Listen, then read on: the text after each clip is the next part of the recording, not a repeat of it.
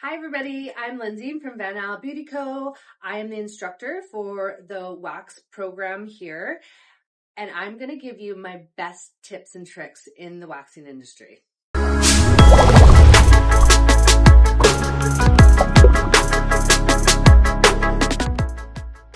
In this video today, you're going to be watching me teach my students the hottest tips and tricks in the industry, and we'll all be watching it together. Okay, so I'm going to teach you how to twirl your stick when you have wax on it. So if you're doing a large part of the body, you want to stick the wax in all the way, scoop up and get a nice big dollop. Then you're going to wipe your stick on the side, and then you're going to constantly twirl in your hands back and forth between your thumb and your index finger. You can even take a little bit more off there. And see how I'm twirling it with my fingers. And then if I needed to go and get a little bit more, come in, wipe the stick off. And the wax will just sit on the stick as long as you're twirling it. If you stop, then that's when it will start to drip. You apply the wax. You're going to spread it down on about a 45-degree angle. As you're bringing it down, you want to flatten the stick out.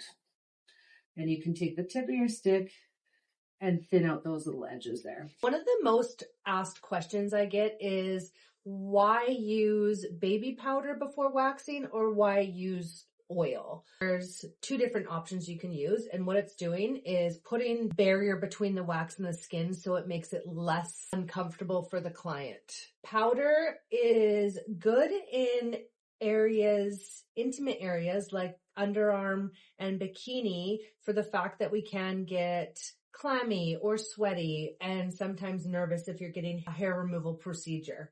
The baby powder is gonna absorb any moisture that's on the skin. You just want to make sure that you don't have any clumps of baby powder to get in the way of your wax application. It can be a little bit more drying as well. Oil, if someone has super dry skin, it's gonna put that barrier between the skin and the wax, so the wax is only sticking to the hair, not the skin.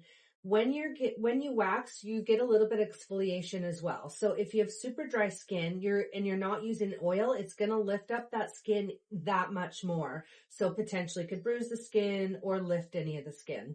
It's going to put a nice barrier. So when you remove the strip wax, you're going to have a nice smooth area that has been waxed. One hot tip about the baby powder is, say you have a client with very, very fair hair and fair skin, and it's really hard to see any of those hairs. Apply some baby powder onto the area that you're going to be waxing, and all those hairs will kind of pop up. Another hot tip is just be aware of all the ingredients in the products.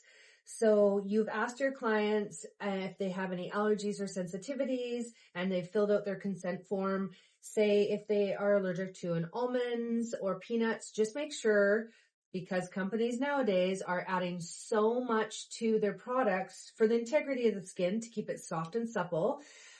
Just make sure that your client isn't allergic to almonds or peanuts. That can affect their skin. Just because they're not ingesting it, they could still get an irritation.